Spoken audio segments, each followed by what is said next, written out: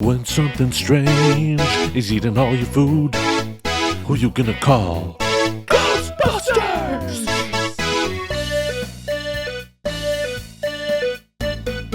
I ain't afraid of no ghosts, but I am afraid of running out of something to eat, so why not make something from the Ghostbusters Cookbook?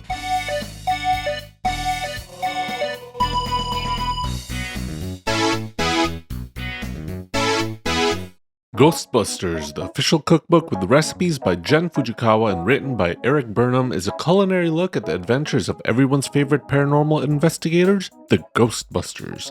The book features 50 recipes inspired by the OG Ghostbusters, as well as the latest sequel movies.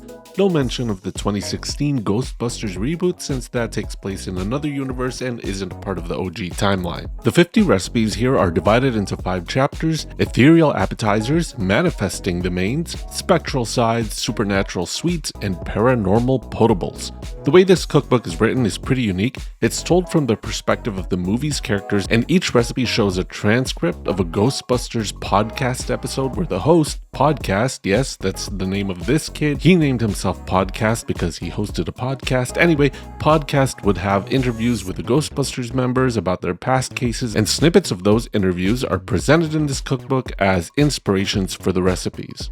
The recipes in here are all based on food references made in the movies, so yes, since the Stay Puft Marshmallow Man is such an iconic visual from the first movie, expect a lot of marshmallow usage throughout.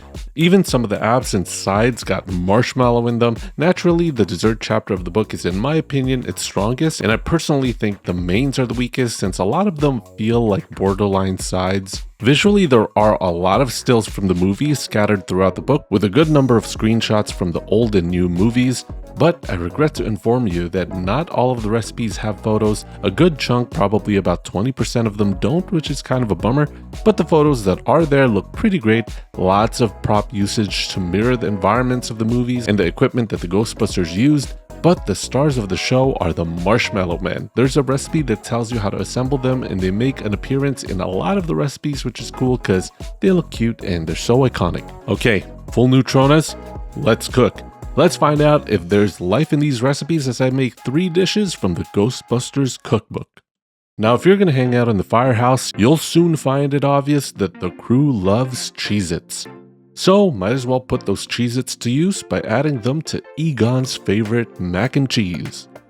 For the macaroni, we're going to boil 16 ounces of elbow mac in a pot of boiling water and cook this for 8 minutes. Once our macaroni is done cooking, drain it, but don't rinse. Then in a medium bowl, let's get our cheese on by combining 4 cups of shredded sharp cheddar cheese with 1.5 cups of shredded Gruyere cheese. Once mixed, set this aside. Now in a Dutch oven, melt a stick of unsalted butter on medium heat and add in 1/2 cup of all-purpose flour and whisk this for a minute until browned. Then add in 3 cups of whole milk and a cup of heavy cream and whisk again for 1 to 2 minutes until it starts to bubble. Next, add in a teaspoon of dry mustard, a teaspoon of garlic powder, a teaspoon of paprika, 1/2 teaspoon of salt, and 1/2 teaspoon of white pepper. Then add in 2.5 cups of the mixed cheese and set aside 1.5 cups of the cheese for later. Whisk this until nice and smooth. Then we're going to add in the cooked macaroni and cook it all in that luscious cheese sauce. After that, we're going to transfer all of it in a greased 13 by 9 inch baking dish. Sprinkle the remaining 1.5 cups of cheese that you saved right on top. For the topping, that's where the Cheez-Its come in. Combine 2 cups of crushed up cheese crackers with 6 tablespoons of melted unsalted butter, then spread all of this over the dish and pop this in the oven at 350 degrees Fahrenheit for 25 minutes until bubbly. Time to call over the team and dig into Egon's favorite mac and cheese. Now that we've had our fill, let's go after some creepy creatures in the form of these terror dogs. But we're going to leave these guys to the Ghostbusters. Instead, we're going to be cooking up these terror dogs instead.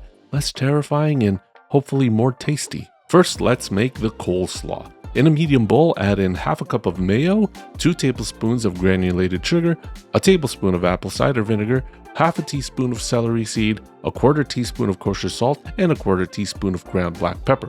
Mix that all together, then in another bowl, combine 3 cups of shredded green cabbage with 1 cup of shredded red cabbage and a cup of shredded carrots. Add in the dressing that you mixed and toss everything until well combined. Cover it up and pop this in the fridge for 4 hours. Once you're ready to put everything together, cook up your hot dogs in medium heat for about 10 minutes, then place these in some toasted hot dog buns, top with some coleslaw, then some crushed potato chips, drizzle on some barbecue sauce, some crema, and some sliced jalapenos for a devilish bite. Try to take a bite out of these terror dogs before they take a bite out of you. Now we can't have a Ghostbusters meal without some marshmallow men, so let's munch on these little guys in the form of these toasted marshmallow skewers. So first things first, we gotta make these mini marshmallow puffed guys, and to do that we need 3 different sizes of marshmallows, mini for the hands, regular for the head, and giant for the body. But for some reason, my jumbo marshmallows look almost the same size as the regular ones. What's up with that? Anyway, take a regular marshmallow and cut a third of it off. This is going to be the head, so use an edible pen to draw the face. I already know my marshmallow dudes are going to look pretty off, and I'm sure yours will look much cuter. Then for the hat, we're going to flatten a mini marshmallow. For the rim, we're going to use some blue Laffy Taffy that's been rolled out, and then use a 3/4 inch round cutter to cut a circle. In this case, I'm just using an icing nozzle to cut them out. Press the blue taffy on the flattened marshmallow, then place it on the head. For the red ribbon, cut a strip of red fondant and just place that on top as the tassel. To make the body, you're supposed to use half a giant marshmallow, but since mine are so small, I'm just gonna have to use the whole thing. You're also supposed to use 2 mini marshmallows cut in half and use each quarter for the arms and legs by pressing them on the body. But my goodness, it was a nightmare to keep these stuck on the body since mine kept falling off. I know the cut side of the marshmallow is supposed to be sticky, but I highly recommend you don't rely on that because from this experience, I think it's just not sticky enough. Eventually, I got super fed up and I just stuck everything with some icing to get everything to stick in place. If you try to make these guys, I wish you the best of luck, but for me, I did not enjoy this process one bit. Anyway, assemble your skewers by accompanying your mini marshmallow army with some fruits. The cookbook uses blueberries, cantaloupe, pineapple, and strawberries. Then use a kitchen torch to set them on fire. Are these toasted marshmallow skewers worth all the effort? Let's find out. Gonna take a big heaping scoop of Egon's favorite mac and cheese. I've never had a mac and cheese I didn't like, so I think I'm gonna like this. And yeah, this is a solid mac and cheese. Pretty creamy, and I love that crunchy Cheez-Its crust on the top. The pasta has a nice consistency and it's fairly creamy, but could be a bit creamier. But I gotta say, I think it needs a bit more salt or seasoning to kick it up a bit. It's a bit on the lighter side, and I think it would have been better if I doubled the seasoning. But if you like your mac and cheese mild tasting, then this one's for you. But for the rest of the week, for me, I ate these with some Cholula hot sauce, and that was a huge upgrade. Moving on to the terror dogs. Let's take a bite out of this.